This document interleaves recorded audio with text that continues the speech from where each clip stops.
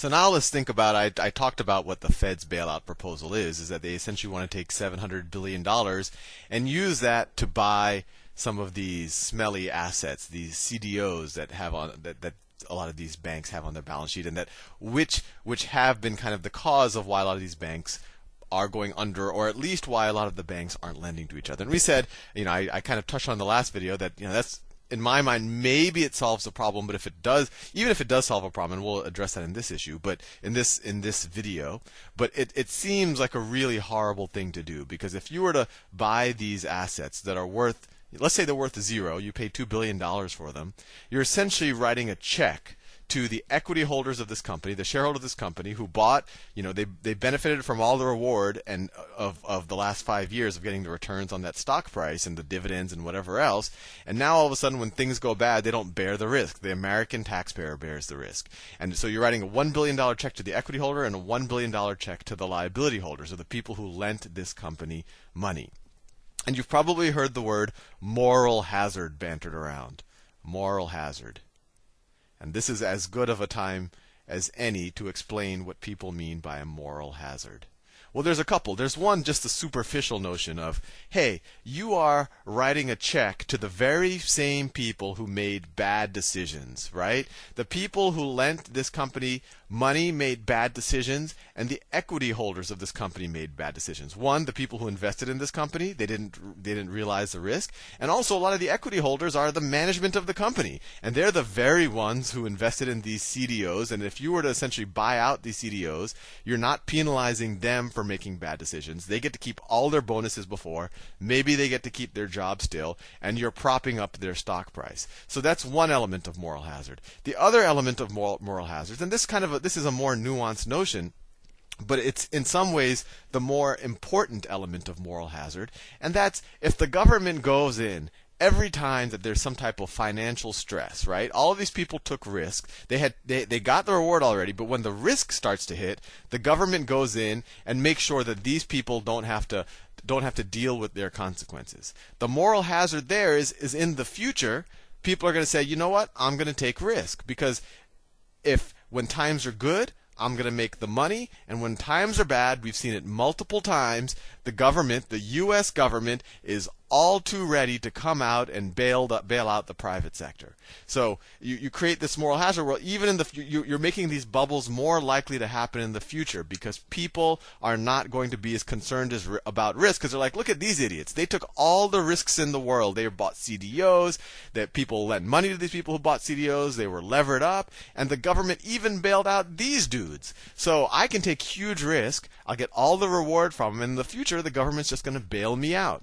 And that's the other element of moral hazard. Well, anyway, with that aside, and I would argue that there's a lot of moral hazard with the government's current bailout proposal, maybe that moral hazard is worth it if it prevents this chain, this cascade of events from happening. If somehow it allows people to start lending to each other, and most importantly, start lending to the real world, like the guy who wants to build a factory, or the farmer who wants to borrow money for seeds for next year's crop. Now, what I've heard, and I don't know the exact numbers here, and I'm not an expert here, is that there's about, I've heard the number bent around $5 trillion of these toxic CDOs. So one, on all of these financial institutions' balance sheets. So I don't know if that's the accurate number, but I do know for sure $700 billion is a relatively small fraction of the total amount that's out there. And Bernanke and Paulson, they're essentially arguing, we know $700 billion. It doesn't represent all of the CDOs out there, even if you were to buy them at a discount. But what we're hoping to do is by going out there and with a large amount of money, and starting to buy these CDOs, that it'll hopefully create some type of a market in these CDOs. And they talk about doing a reverse auction where we'll say, okay, we're ready to buy $100 billion in CDOs. So whatever banks are willing to give us $100 billion worth of CDOs at the best price, those are the ones we're going to buy from. That's a reverse auction. You go and you say, I want to buy, who's going to sell to me for the cheapest price? And so that's what they say. And by doing that, maybe it'll create other private interests will say, hey, the government's getting a good deal on these CDOs. I want to buy in too. And maybe other people will start buying the CDOs. The reason why I call that crap is because if other people were there to buy CDOs, they would buy them already. And the bottom line is, when you do this type of reverse auction, when you say, oh, I have $100 billion I want to spend on CDOs, Paulson and Bernanke, they're arguing that that would somehow create some type of market price for these CDOs, that these banks could then mark their assets and everyone will know what they're worth. Two problems. That will not be a market price because you're creating artificial demand. Artificial demand from the government. If the government wasn't there, there wouldn't be this $100 billion entity wanting to buy assets, so the assets would go for less. And then the second thing is, what if the government does that and people realize that these $2 billion of CDOs, even when the government does this reverse auction, are actually worth only, I don't know, these are only worth 500 million, right? That's what people are willing to unload them for.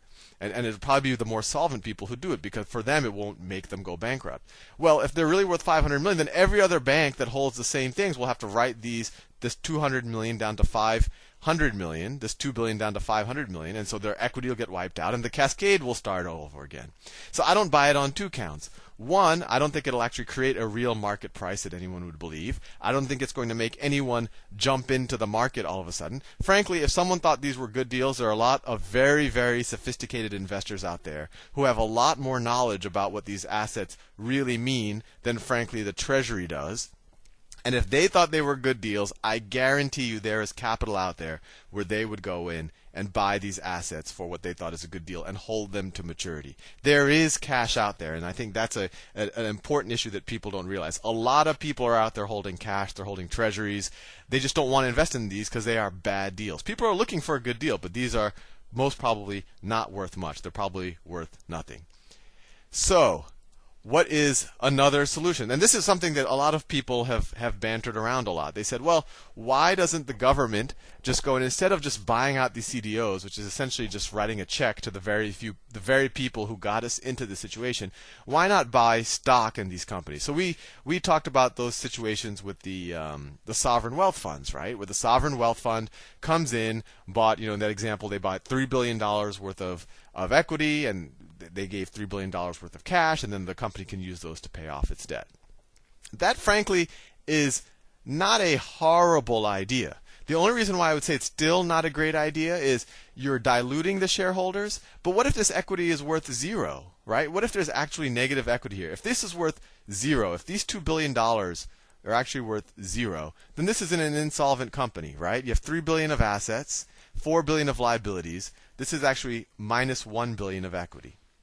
So really, the stock has no value. The correct share price of the stock, if we didn't have limited liability with corporations, would be the correct market capitalization would be minus $1 billion. So why would you pay a positive price for those shares? So even in that situation, if this is really worth zero and the government were to buy shares, or buy a lot of shares and infuse this with capital, it would save the company.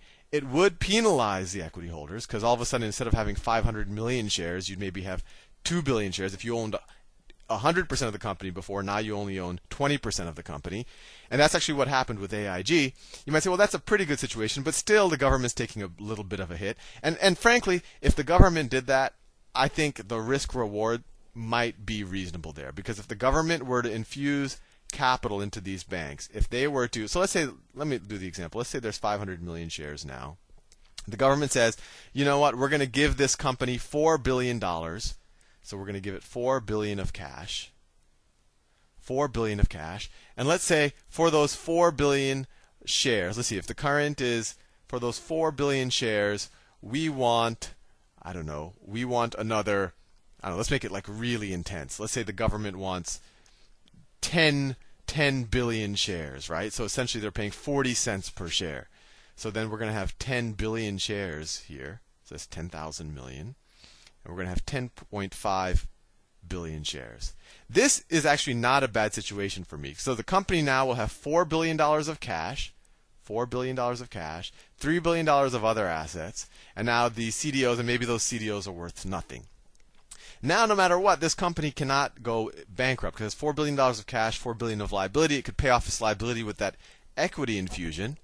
And the people who deserved to kind of take some downside did get downside because the equity holders, they used to have 100% of the company with their 500 million shares. Now they own, what is this? They own 1/21st of their company. So they got diluted from owning 100% of the company to owning like less than 5% of the company. So this might be a fair situation. Although I would still say even in this situation, you are bailing out the people who lent this money to the bank, right? They lent money to an institution that they should have known better than to lend money to. They said they're holding all these toxic assets. They collected interest on this institution, and right when the institution was about to go belly up, the government does this huge equity infusion and essentially takes over the company, makes it a part of the government, right? Because the government now owns 90-something% of the company, and pays off the liability holders. So I would still say that there is still some moral hazard here, because in the future people say, "Oh, I'm willing to lend." Maybe you're still hurting the equity holders, but you'd still be willing to lend to an American bank, because you'd say when things get bad, the American government goes in and bails out the bank by buying a bunch of equity. So you won't properly price in risk in the future. But if this does open up lending markets and people start lending to the farmer or to the guy who wants to build factories, then maybe this is worth it. And I'll actually, in my mind, if the government is really not worried about the banks and they really are worried about this piece, right, the farmer who needs a loan or the guy who wants to build a factory that needs a loan, why don't they take that $700 billion and just create a fund to lend directly to the real world, to lend directly to Main Street? Why don't they just let all of these banks go bankrupt, go into bankruptcy? They'll come back, and they'll come back leaner and more efficient with proper risk measures, and everyone will get punished appropriately, so that in the next upcycle there won't be all of this moral hazard.